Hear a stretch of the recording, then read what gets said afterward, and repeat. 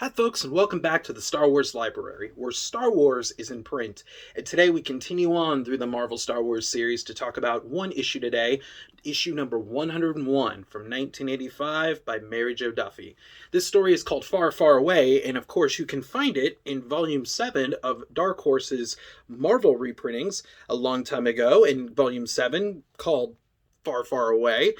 And this issue actually takes place before the previous two issues that we talked about. So again, once again, Marvel's kind of all over the place timeline-wise, but again, if you're going to read in chronological order, you would read this, then the previous two issues. So, begins with Han and Leia bickering, of course. Right? So, then Shiza shows up with a friend, Bay, whom we have met already. And so Han, C-3PO, R2-D2, and the Hoojibs go on a mission to investigate this coherent energy balls that are striking ships.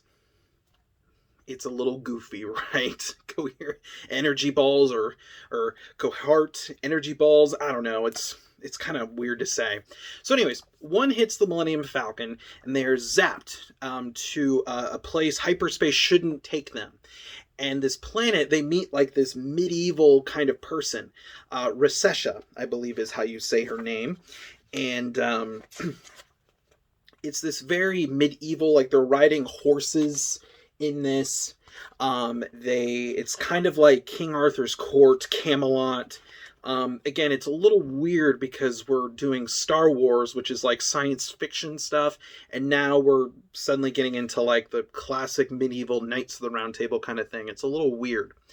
And so basically they meet these guys, and they're being hunted down. This Princess Recessia and Gil is her ally. And when our heroes appear and save them, Han is basically like, look, I just want to get back to Leia. And so the king and Vizier meet him and ask Han for aid. And basically he's like, well, fine, whatever. And of course, there is another traitor. This is another story regarding a traitor and all that. And so Han draws it out. It's the Vizier. It's the Royal Vizier, I should say. It's the Jafar character here. And so, of course it is, right? I mean, of course it's the Royal Vizier. It was in Aladdin. It was in Lord of the Rings. Of course it's like that. So, anyways, the day is saved. The Falcon is repaired. They get home. Han is reunited with Leia, and they make up. And that's the end of the story. A very brief, kind of a one-off kind of story.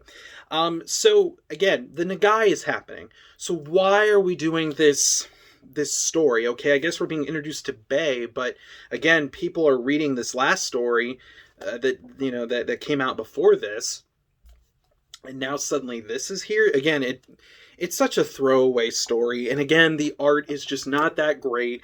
It's one of the times where I think, since we're getting to the end, are people getting lazy? Is Marvel getting lazy at this point? Or the storytellers or the artists, are we getting lazy at this point?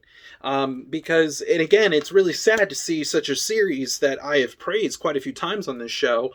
Now it's starting to dip in quality, which is very unfortunate. So, is this story, is issue 101 in this collection here, is this an essential read? No, it is not. It is a throwaway story. It is not worth your time. It is one of those things where if you're reading the Nagai invasion, I would even say you could skip this. You've already been introduced to Bay. If you're reading in the trade, there's no sense in trying to do this at all. It's just a throwaway story, a filler issue, and really, again, the only reason I would recommend getting it is if maybe you're this absolute Marvel Star Wars fanatic and wants to have it, or you're like me who wants to have everything. But honestly, in terms of storytelling quality and impact in this story, it just isn't that great. So, but folks, that's just my opinion. Yours might be different, and if so, I'd love to hear from you. But that is all the time I have for today, so I will see you next time with another episode of the Star Wars Library.